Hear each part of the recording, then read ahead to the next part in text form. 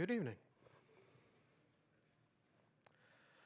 I've always loved stories of bravery where it seems like somebody is doing some amazing thing that you wonder, how is it they were able to do that thing? And I've seen so many of them throughout life where everything got tense and crazy and out of control, and then there is someone who is just able to kind of come in with this calm, just kind of assurance about them and be able to take on the task that's there. And probably a lot come to mind for you. I think of several in my own life that I have watched unfold where either I've seen kind of the training side of things or the thing actually happen. Every week as I stand up here, if I'm to look over your head, I can see the defibrillator on the back wall back there. And I remember when we were in Eugene, when we got one of those things and they trained us on how to use it. And the guy who was training us kept talking about not panicking and trying to stay calm and all of those things. And I'm thinking, we're about to shock somebody. How do you not panic and stay calm in the midst of all that? And yet, when you find people that have done those kind of things throughout life, you just kind of click into this mode with those things.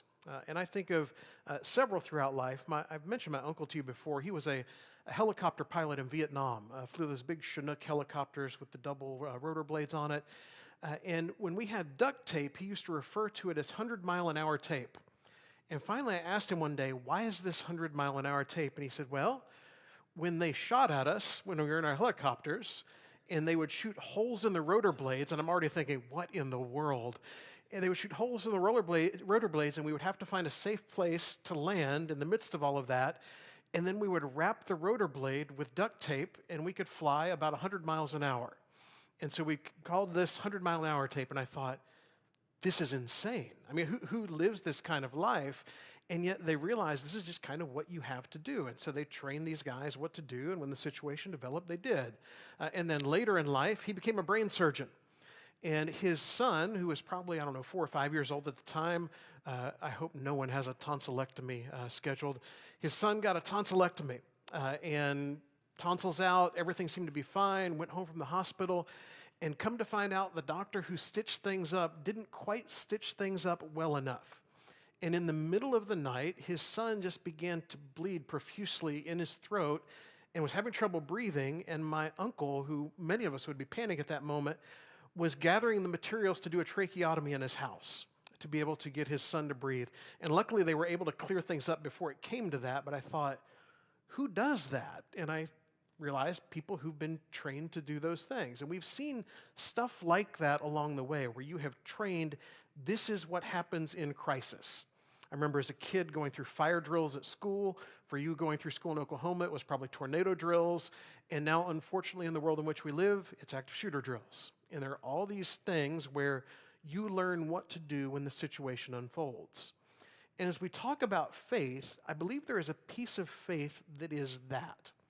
It is not so much that we are trying to train ourselves of what to do in those moments, but I think the biggest thing for us is the remembering. Do we remember who God is, what He does, so when crisis develops, we understand what to turn, where to turn, how it works, what we should be doing in the midst of those situations, or do we find ourselves panicked or paralyzed or fearful and just not quite sure where to go and what to do?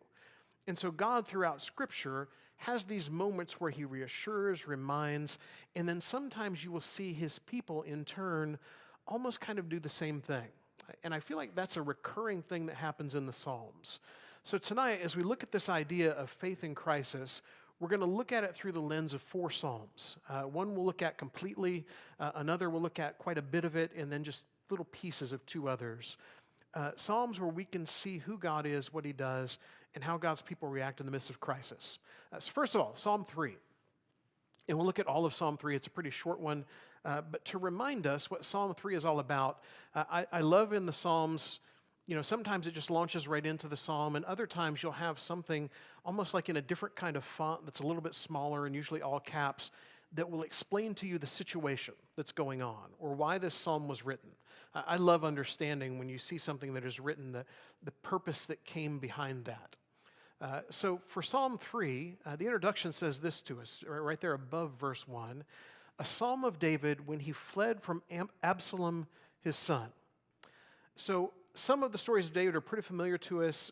This one may be kind of familiar to you, but just to remind you, in 2 Samuel chapter 15, Absalom is gaining popularity. He wants to be the next king.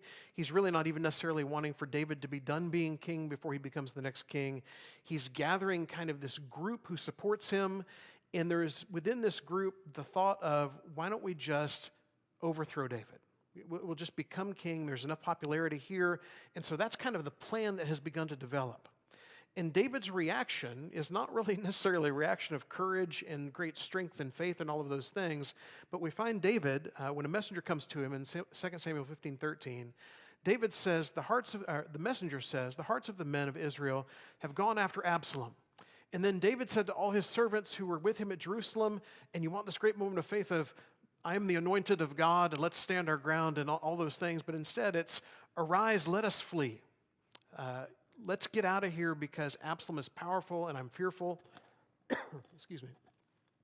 Or else there will be no escape for us from Absalom. Go quickly, lest he overtake us quickly and bring down ruin on us and strike the city with the edge of his sword. So David is afraid, and his answer is not yet turning to God, but it's, let's get out of here. We don't know what's going to happen.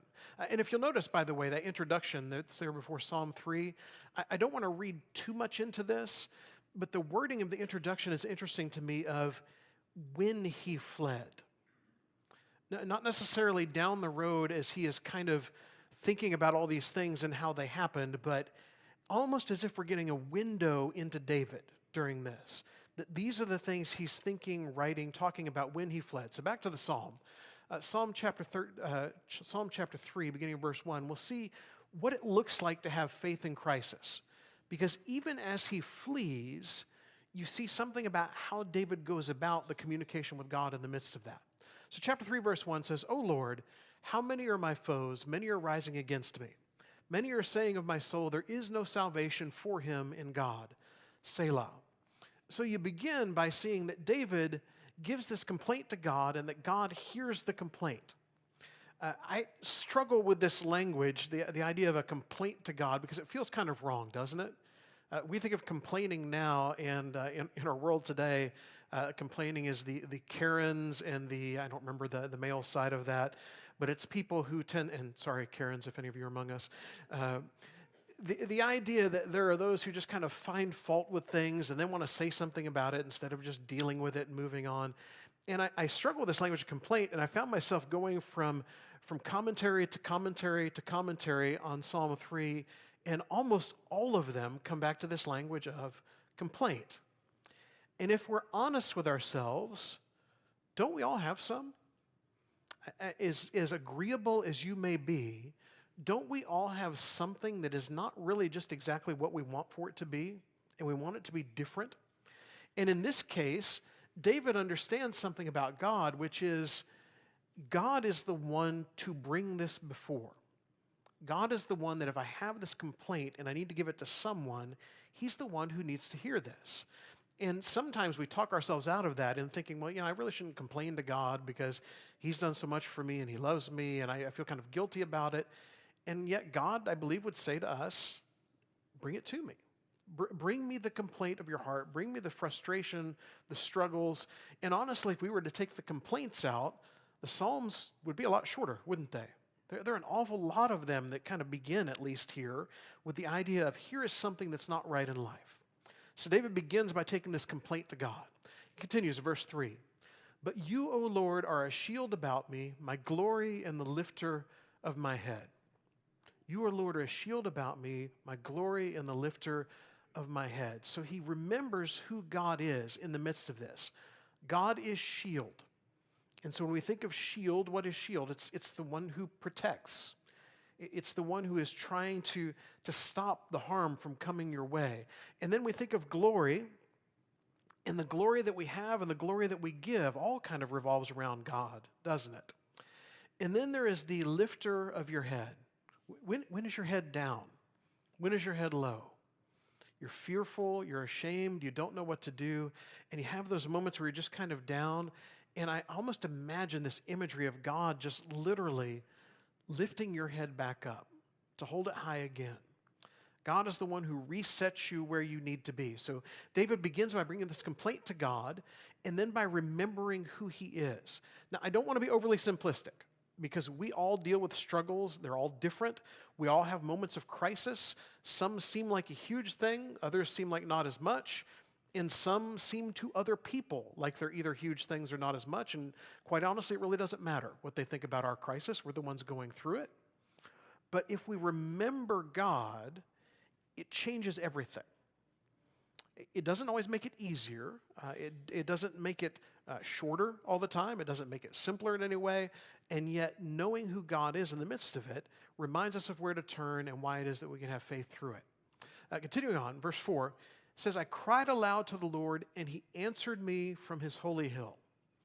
So not only is God the one you're taking this complaint to, but God hears and God answers. And when you find yourself thinking, why is God not answering this prayer? I believe that is human language that we have put on it. God hears and answers prayer. Doesn't always answer in the way that you would like. Much like life has not gone that way in all the things that you have wanted and asked for at this point in life from anyone else. There are a lot of times not the answer you're looking for, and yet God in his wisdom answers in the way that he does. So he hears all of these cries throughout the Psalms, and he answers in the way that he would have to answer. Verse 5, it says, I laid down and slept, I woke again, for the Lord sustained me. So God is also one who protects and sustains. He protects in the sense that David has this language of, here is a guy who is fleeing, fearful, on the run, and he lays down and sleeps. When are you able to lay down and sleep? We had thunderstorms in the middle of the night a few days back. I woke up at one point, and I thought to myself, well, that was kind of loud. That was close. And then it kind of kept going and kept going. And sometimes I struggle sleeping in the midst of that, sometimes not. When do we sleep? It's those moments that we feel safe, those moments that we feel secure. And so God provides this safety and security and then also sustenance. In verse 6, it says, I will not be afraid of many thousands of people who have set themselves against me all around. Now, I just think it's funny that here's a guy who is, the way it's described in Samuel, he's fleeing, he's on the run, and yet as he's fleeing, he says, I will not be afraid, because he's reminded along the way, God is bigger than they are. Whatever this force is that's coming after me, the God I serve is bigger than that. So God is greater. And in David's case, a literal army led by his son. In our case, any number of things that seem huge. And it's not that they're not. That's still a big army that's after him. It's still a powerful force that's coming his way. It is not a force more powerful than God. Whatever it is that causes us to run, to be fearful, to not know what to do, is not more powerful than the God we serve. And unfortunately, too often, we behave as if that's not the case. We behave as if this thing happens, if this thing goes wrong, then everything is done and over with. And I get it. I have been there in those moments where I've thought to myself, it cannot get any worse